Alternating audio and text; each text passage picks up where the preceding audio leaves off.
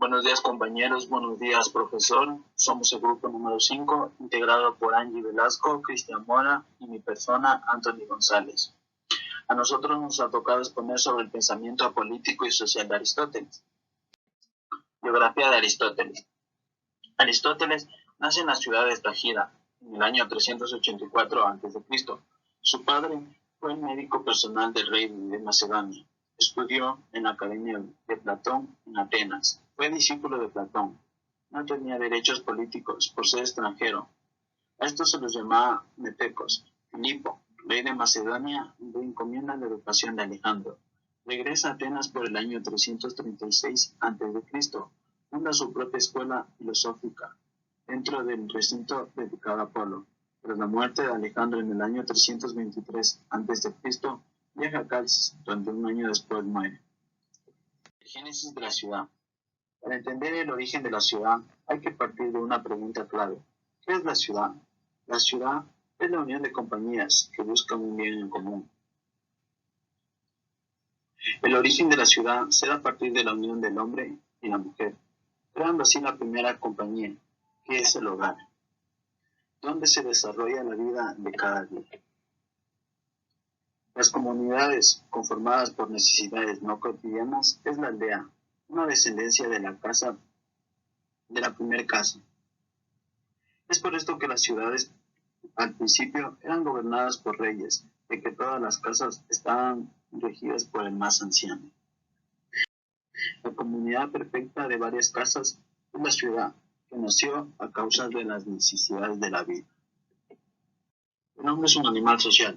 El hombre se diferencia de los demás animales por poseer el sentido del bien y el mal, de lo justo y lo injusto, y de los demás valores, junto con la participación, constituyen la casa y la ciudad. Las diferencias entre gobernar un reino, una república y un humano. Antes se creía que esto era lo mismo, ya que uno se trataba de gobernar a pocos y otro se trataba de gobernar a muchos. Pero para Aristóteles no era así, ya que la propiedad es una parte de la casa y el arte de adquirir una parte de la administración doméstica. En la administración de la casa existen dos partes, las primeras y las mínimas, creando tres tipos de relaciones, el marido y la esposa y el padre y los hijos. Sobre estos dos últimos hay que mandar como a seres libres, pero con distinto tipo de gobierno, ya que a la esposa hay que mandar como un ciudadano y a los hijos monárquicamente. La relación entre amo y esclavo, Aristóteles sostiene que unos nacen para obedecer y otros para mandar.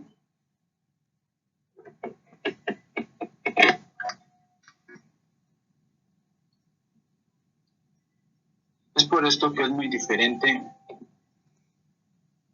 mandar sobre una república a sobre un hogar, porque sobre una república se manda sobre seres libres y un hogar es una especie de monarquía. Buenos días, profesor. Buenos días, compañeros. Mi nombre es Angie Velasco y les presentaré el pensamiento social de Aristóteles.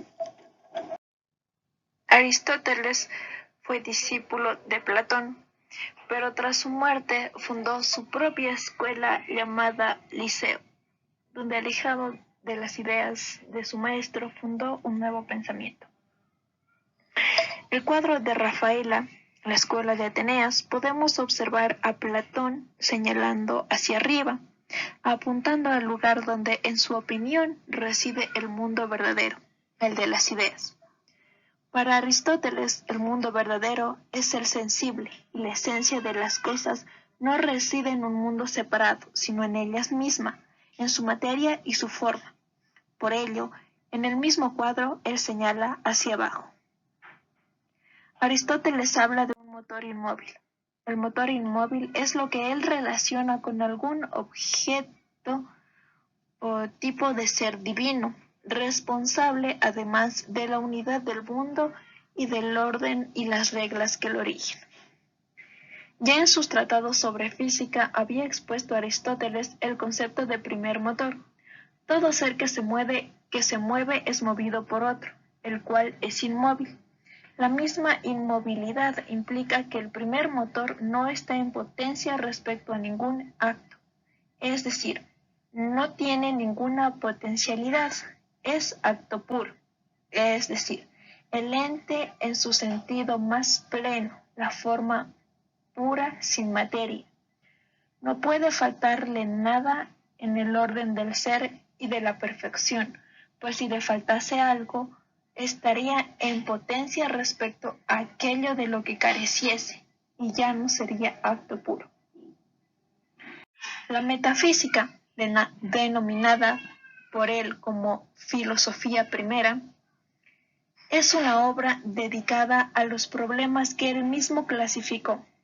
A diferencia de todas las demás ciencias catalogadas como ciencias naturales y matemáticas, metafísica significa literalmente las obras que van después de las físicas, la parte de la filosofía que se dedica a los problemas más generales del ser, de la esencia del conocimiento. Lo que pretende es llegar a saber de los principios y de las causas primeras. Ciencia que considera el ser en cuanto ser. En esta obra, Aristóteles examina las concepciones filosóficas de casi todos sus predecesores, y en particular las de Platón, sometiendo una severa crítica. La doctrina platónica de las ideas eternas e inmutables. Aristóteles demuestra que el reconocimiento de sustancias suprasensibles, inmutables, no pueden explicar las causas del nacimiento y los cambios de las cosas sensibles. El ilemorfismo o teoría ilemórfica viene de las palabras griegas de ile, que significa materia, y morfe, que es forma, es decir, que consiste en que las sustancias sensibles se hallan construidas por dos principios: materia, que dice de qué está hecha una cosa, y forma, disposición o estructura de la misma. Ambos principios son inseparables.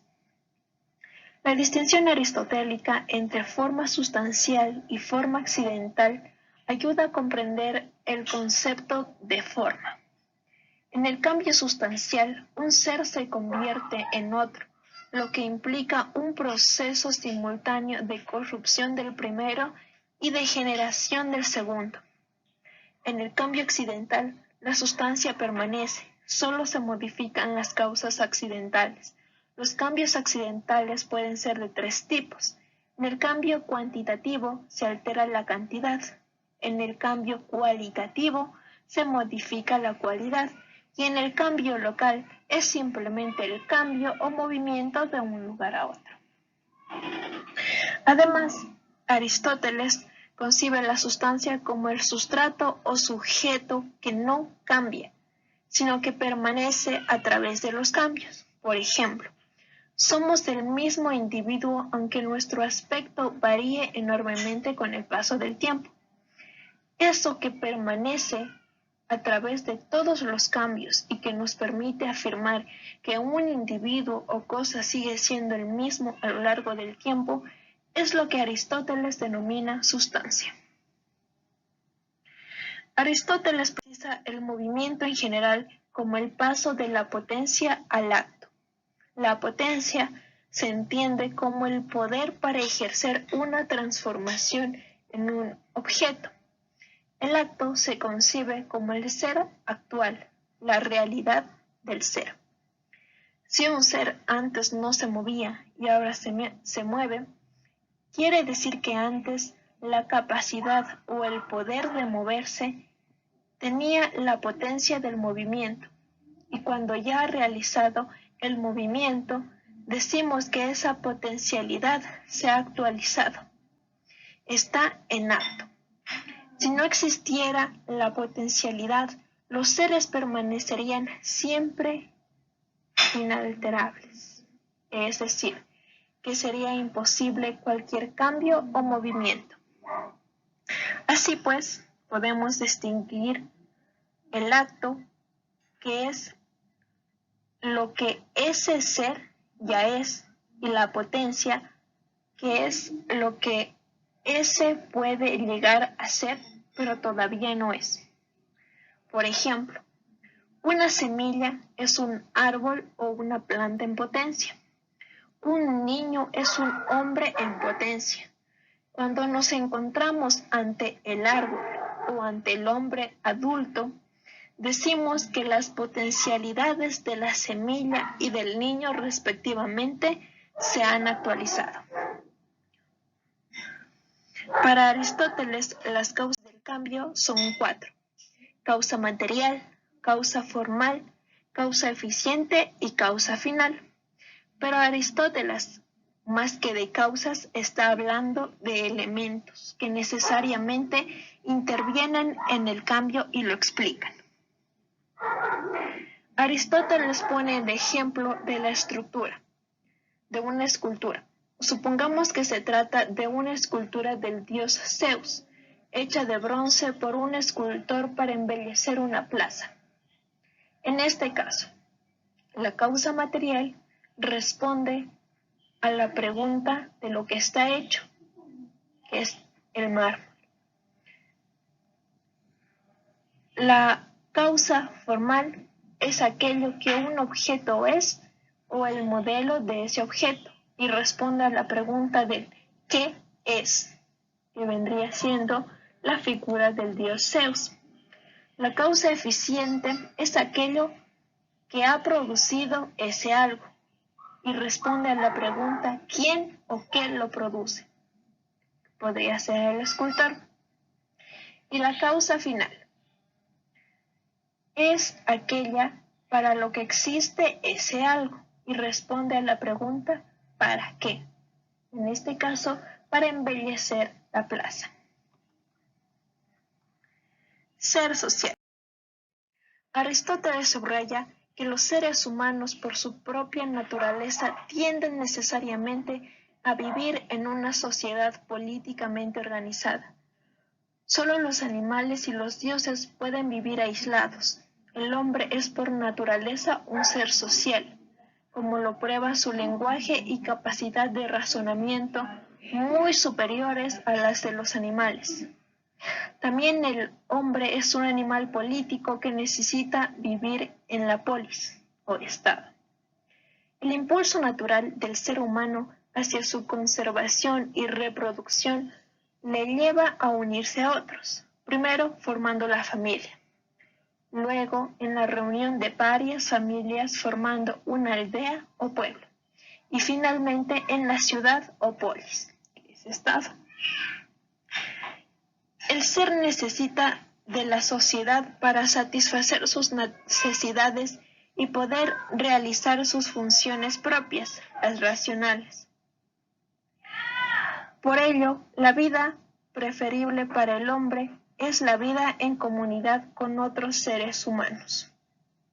Para Aristóteles, el Estado es una comunidad de ciudadanos, es decir, un conjunto de hombres libres que participan en los asuntos políticos, y su finalidad es promover la felicidad de los ciudadanos. Ahora bien, para Aristóteles solo son hombres libres los varones en las clases superiores, dejando fuera a las mujeres, los esclavos, campesinos, artesanos, etc.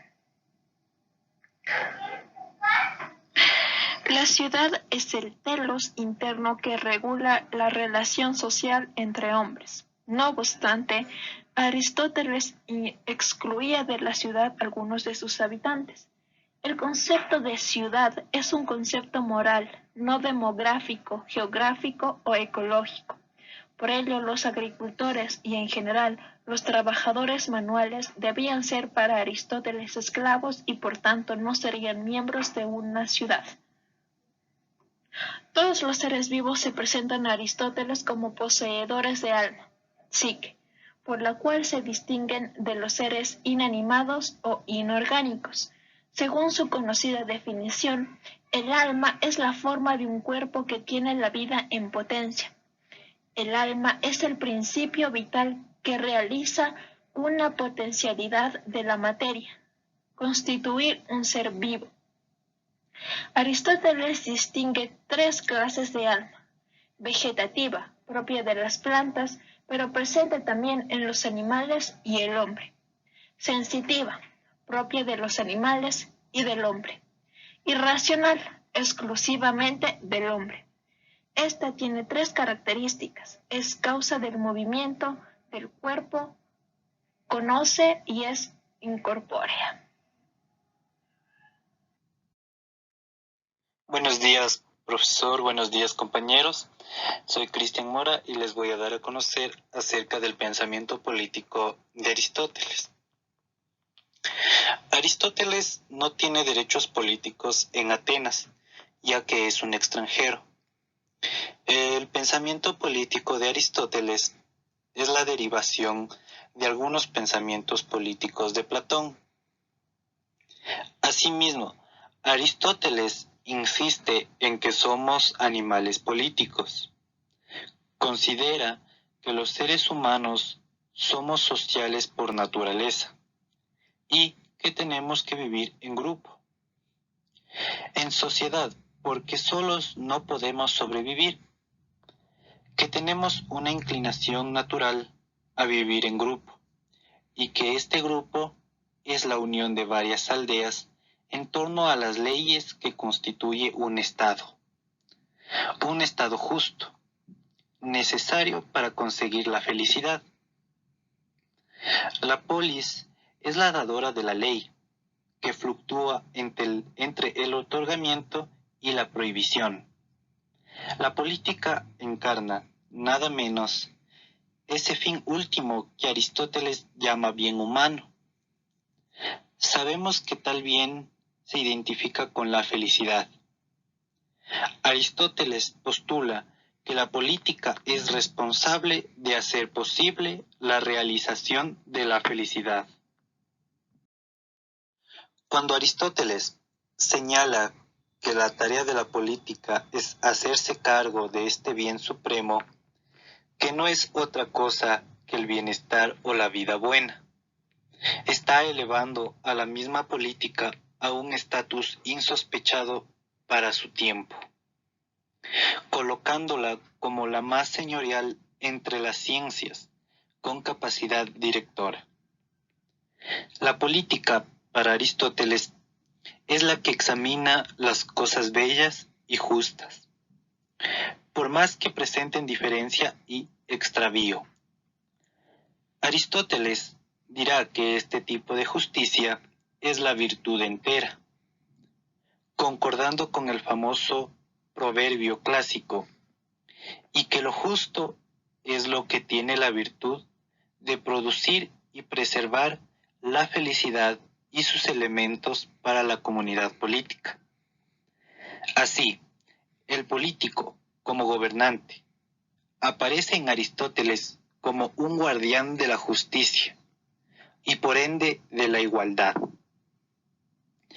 La ciencia política se nos presenta en su tarea fundamental, dando un propósito final, que es la búsqueda de un bien superior, tanto para el hombre en particular como para el ciudadano. Aristóteles le asigna a la ciencia política la función de formar un hombre bueno, es decir, integral. Aquí hallamos la inextricable articulación entre ética y política. El que es de veras político intentará hacer buenos ciudadanos, que sean obedientes a las leyes y practicantes de las cosas nobles y justas, que en la comunidad política hacen posible la autosuficiencia. Por justicia entiende aquí Aristóteles el producir el bien ajeno en el otro, que es lo difícil de practicar.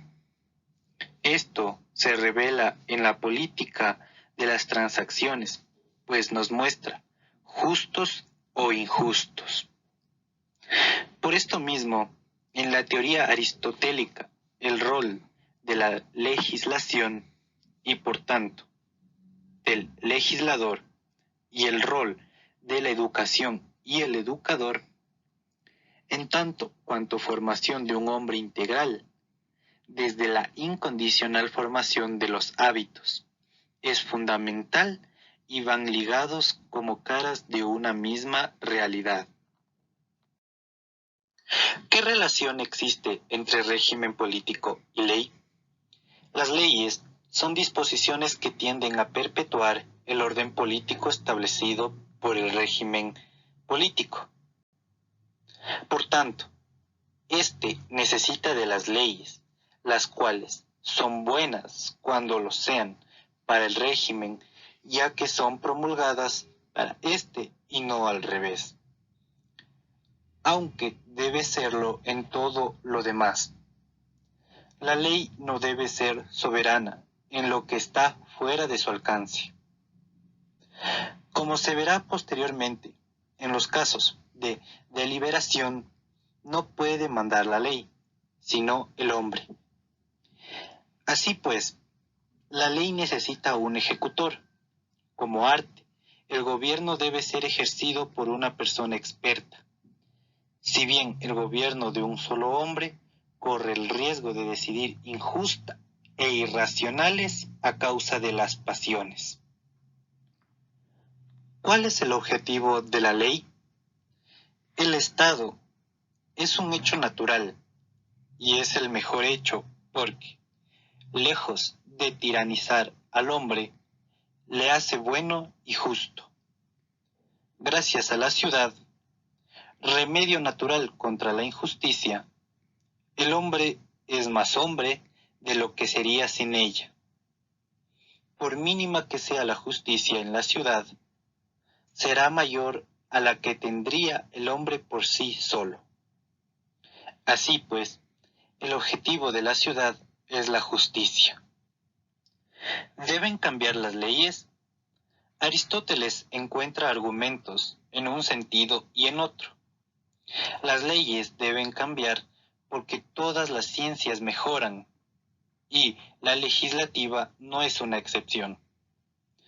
Porque los hechos cambian y hacen bárbara a la legislación antigua y porque nadie busca lo tradicional, sino lo bueno. Alternativamente, entiende que las leyes no deben modificarse porque el cambio debilita su fuerza y porque el cambio solo es aconsejable si el beneficio logrado es mayor al daño causado a la costumbre de obedecer. ¿Dónde reside la soberanía? En los casos de deliberación no puede mandar la ley, sino el hombre. Pero, ¿quién? ¿Cuántos? Mejor varios que uno bueno. A diferencia de Platón, que consideraba preferible el gobierno de los expertos y no el gobierno de la masa, porque los que no saben gobernar seguirán sin saberlo hacer, por muchos que sean. Aristóteles admite que el gobierno de muchos, o al menos un buen control del gobierno por parte de la multitud, esto es, ya que el mejor banquete es el pagado por todos, y las mejores leyes son las que todos respetan. Si la masa hace lo mejor, debe tener la virtud para hacer lo mejor. ¿Qué tipos de regímenes políticos existen? Como ya se ha dicho, el régimen político establece quien acapara las magistraturas y ejerce el poder. Uno, una minoría o una mayoría. En todo caso, el gobierno recto es el que observa el bien común. Aristóteles concluye 3 clases de gobierno recto y 3 desviaciones. Aristóteles piensa que existe una variable en la cual puede existir una forma de gobierno positivo, en donde gobiernen todos, ni uno ni unos pocos, todos. Esto es una contraposición al pensamiento de Platón, ya que él decía que la democracia era negativa. Si está al mando del gobierno una sola persona, se la llama monarquía. Si esta persona solo quiere su propio bien, es un tirano. Si gobiernan un grupo de unas cuantas personas, se lo llama aristocracia, gobierno en la mano de los mejores. Sin embargo, cuando los que gobiernan son los ricos y con el objetivo de seguir siendo ricos, esto pasa a ser una oligarquía. Ahora llegamos a la democracia, sistema político en el cual gobiernan todos, cuando es un sistema que obedece una constitución y por lo tanto el pueblo no puede hacer lo que quiera. Tenemos a lo que Aristóteles llama politenia, sistema democrático positivo. Pero el gran peligro de la democracia es caer en la demagogia, sistema político en el cual gobiernan todos sin tener como objetivo cumplir las leyes y por lo tanto se crea un sistema caótico. Esto es lo que criticaba Platón. Esta ha sido la presentación del grupo número 5. Muchas gracias.